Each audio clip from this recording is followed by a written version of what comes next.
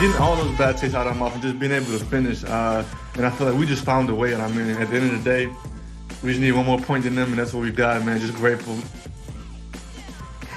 They did. They had just one more point than them. Welcome here into Teal the Show. It is Victory Monday. A win is a win. It might not have gone exactly the way the Jaguars planned it, but they got out of Vegas with a dub, and that's more than most people can say. Kyle, hanging out with me tonight. Kyle, look, I guess it was a fun trip to Vegas. They got out with a W. You beat the house. What more can you ask for? Hey, all I know is that a Victory Monday are the best Mondays. And just like you said, 1 point, that's all you need.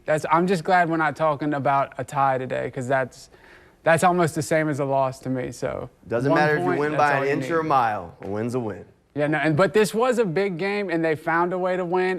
It got a little slow, but that fourth quarter, they definitely took off. Yeah, I don't know if this game was as big as I think we built it up to be, or maybe we expected it to be, but this was a huge moment for the Jaguars. You had Travis Hunter goes on injured reserve on Thursday, so then you have that surprise, and the injuries really start to mount up. And coming off the bye week to those two losses you had right before the bye week, getting a win this week against the Rays, it kind of all of a sudden feels like it maybe levels the ship a little bit, buys them a little time to try and get healthier. Brenton Strange getting closer and closer to being back. Devin Lloyd getting closer and closer to being back. Maybe you can get a little bit of reinforcements on the way, right? Yeah, and at the beginning of the season, it might not have looked as big of a game, but when we got to it, it became a huge game and somewhat of a must-win. So we actually talked to Coach Cohen today, and he kind of talked about the calling card of this team, you know, just being able to find ways to win.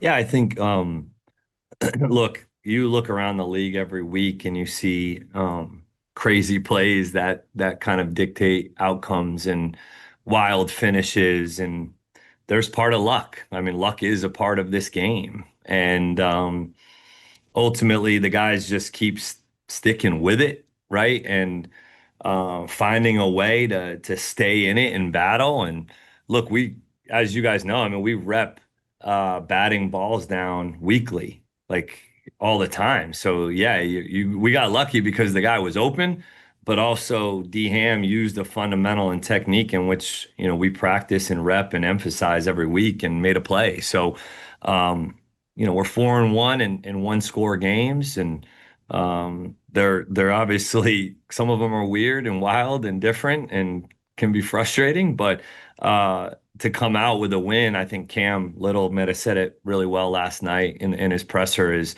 nobody cares at the end of the year. You look at your record, a win's a win. Sometimes it's better to be lucky than good. You can call it whatever you want. You can call it luck, but Jaguars got to win. Hey, luck happens when hard work meets opportunity. That's what I like to think. So. All right, we'll go with that one. Look, I think Liam Cohen would like that one. Look, overall, you can call it lucky, however it works. Look, the Jaguars got out with a win. It was definitely tough. And I keep thinking back. It was one of the victory speeches that Liam Cohen did in the locker room. It's not always the prettiest thing in the world, right? No. And it just keeps replaying in my head. Yeah, they don't do a whole lot of things pretty, but it's effective, I guess. You get a win. Hey, I'll tell you one thing that looked pretty yesterday was the run game. They were looking on point. Yeah, look, it was solid. I mean, they walked down the field. Not a whole lot of the chunk plays. You'd like to see maybe a chunk play or two pop out, but the run game was effective. Keep the chains moving. But we have some grades. We have some grades to give out here. I do like that one picture in the middle. Such a cool photo. But so let's start with Trevor. What would you grade Trevor? This was his sick game. What would you give him on this was his attempt at the Jordan flu game, right? I don't know if he made Jordan flu game levels, but look, I'll give him a B. I'll give him a B. Now, in the first quarter, that pick was an F. But the way he was able to finish it, throwing the football to guys, I mean, by the end of the game, they had 3 receivers left. Tim Jones, Austin Tremmel, and Parker Washington. And Trevor still navigated them down the football field, getting a big play from Tim Jones there. Tim Jones and Austin Tremmel both called up from the practice squad. And then Parker Washington obviously has been making plays for you all year. But those were your receivers. Plus, you basically had one healthy tight end in Johnny Mudd, Hunter Long a little banged up. You got to give Trevor a little bit of credit for that. He got the job done, able to walk them down the field with, I mean, a skeleton crew of what was left because of injuries. He did. I mean, he led the team down multiple drives. The run game was there, but he also had to make some big throws at some key moments. So I can get behind a B. He did have that one pick in the end zone. that's probably what knocks the grade down a little bit for me. But that was like a nightmare situation. I mean, I'm sitting there watching. I'm like, don't throw it, don't throw it, don't throw it. And then he throws it, and you're like, I know. He'll have to get over that. But let's move on to, let's go Travis Etienne. Oh, Travis, I mean, that's an A+. I don't know. Can we add another plus next to it? Travis did. This was one of the best games from Etienne I have seen. He may have only had like 84 yards rushing, and he didn't pop any of the big ones, but it's the work that he was able to do consistently, chunking the defense, getting those 4- and 5-yard runs. And honestly, there was guys in the backfield. I mean, he was dodging penetration in the backfield almost the second he got the football, and he was still able to keep that positive yardage rolling. I think this is one of Travis's best games as a pro. And honestly, A+ doesn't even do it justice. Great game from Travis Etienne. Absolutely fantastic. He ran hard. Like on that last drive, they threw him just that little screen, and he ate that Behind one his tackle, pads. and then he. That's a huge play, a huge play. Okay, let's go to the defense. Let's go Josh Hines-Allen. I know big night for him. Tied the sack record. I think we said it here on Teal the Show. Did I not? No, you called it. You called it. Okay, so franchise sack record. Now there's co-leaders, him and Tony Brackens. Look, I think Josh showed up when they needed him. I'll give him an A. I think it was a solid day. Overall, he got the plays when they needed. Crunch time. Got a sack in overtime. He got a sack in the fourth quarter, late in the game when they needed it. He was there in crunch time, so you'll give him that. And congratulations to Josh Hines-Allen. Finally getting to that franchise sack level. He's been chasing that for a little bit. So definitely hard work deserved. Hard work's been done. He's been a guy that's been a leader on that team. Couldn't be more happy for that guy. Yeah, the defense was a little iffy, but they definitely made the plays when they needed to be made. And that's all you can ask for. That's all you need. All right, let's go with the last one here. This is a big one, special teams, Cam Little, the kicker. I mean, 68 yards, right? Come on. Little's got a big leg. You give him an A+ for that. Look, the questions were there about Cam Little going into the bye week and coming out of the bye week. Oh, do you still believe in this guy? Are you going to bring in some competition? What you going to do?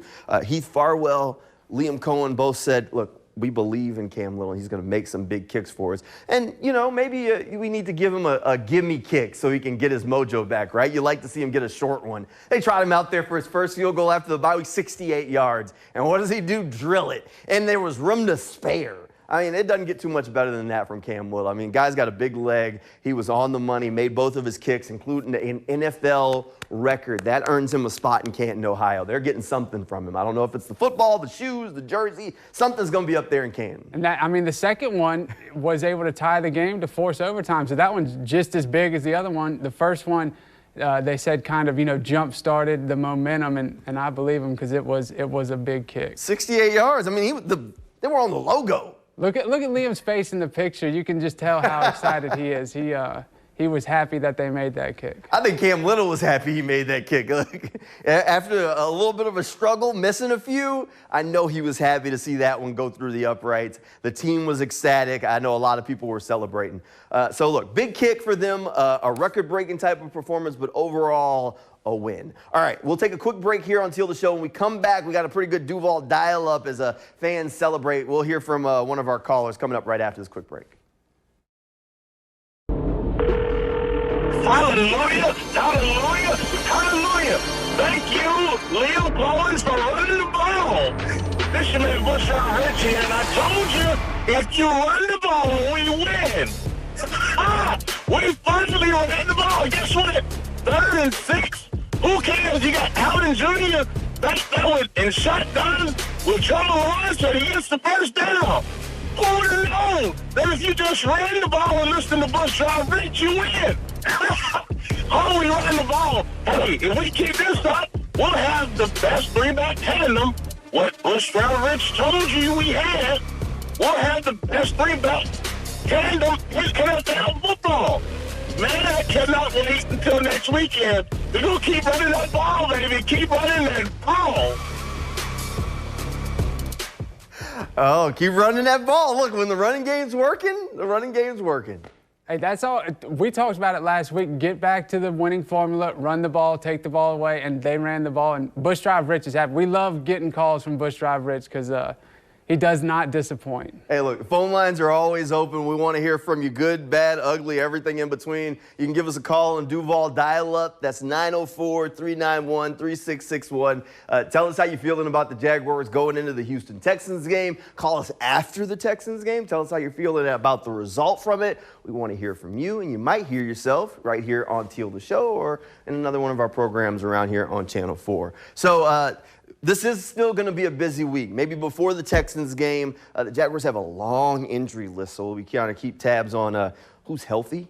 That's going to be a big question mark going into that Texans game because of all the guys that got banged up against the Raiders. But trade deadline's this week, too. It is. It is. I'm curious, do you think with the injuries and winning this game, what kind of position does that put the Jaguars in to do? I think they're buyers. And if I was... Well, since they're leaving Vegas, let's put the line at, I'd put it at 1.5. Okay. And I'm taking the over. I'm thinking 2. What, any positions come to mind? I feel like you got to go wide receiver, especially with BT banged up now. De'Ami Brown left the game with a concussion. You got to get some help there. You got to find some consistency. So I think there's a shopping spree that's got to go on to get at least a body there at wide receiver. And they've been hunting for something on the defensive side of the football in that defensive line group. I think that's going to be tough to find. But who knows? Maybe they can land a defensive tackle from somewhere to give them a little bit of boost because that interior pass rush has not been getting the job done. No, it hasn't. I mean, we'll know soon enough. Yeah, look, deadline's on Tuesday. Deadline's on Tuesday, so not a whole lot of time, but James Gladstone probably out there making some phone calls, doing a little shopping right about now.